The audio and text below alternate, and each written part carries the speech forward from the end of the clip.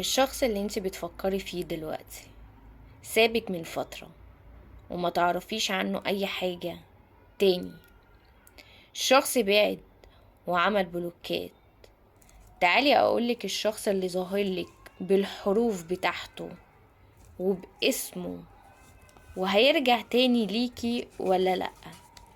اربطي الطاقة بتاعتك النهاردة معايا في الفيديو عشان يوصل ليكي الطاقة صح وعشان ينطبق عليكي انتي.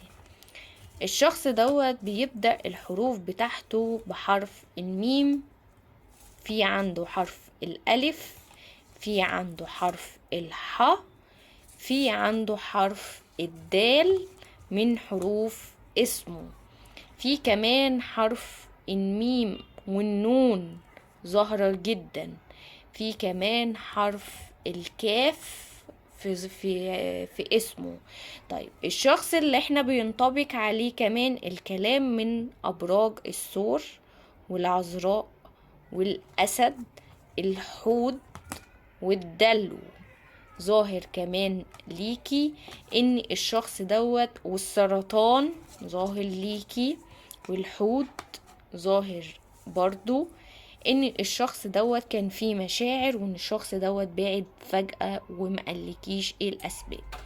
تعالي دلوقتي اقولك ان الشخص دوت هيرجع معاكي تاني وبيديكي رسالة ايه عشان نعرف نفتح الطاقة بالرسالة.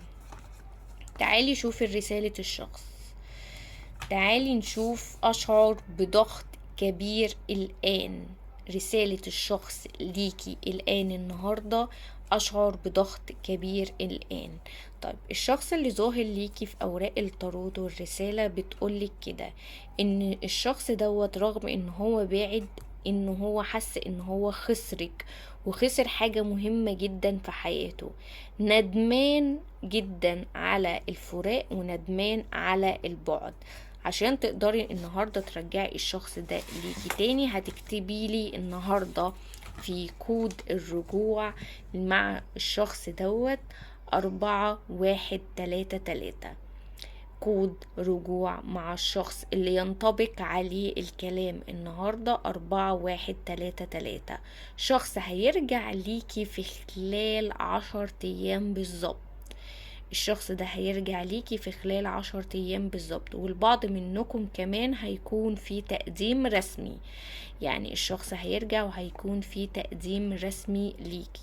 استقبلي طاقة الرجوع النهاردة مع الشخص ده، وحاولي ان انت تربطي الطاقة بتاعتك معايا بالمتابعة عشان اقدر اللي انا اوصل ليكي واوصل للشخص الطاقة اللي هتجمعكم تاني. اكتبي لي كود الرجوع للشخص 4133 عشان اقدر اربط الطاقة بتاعتك معايا.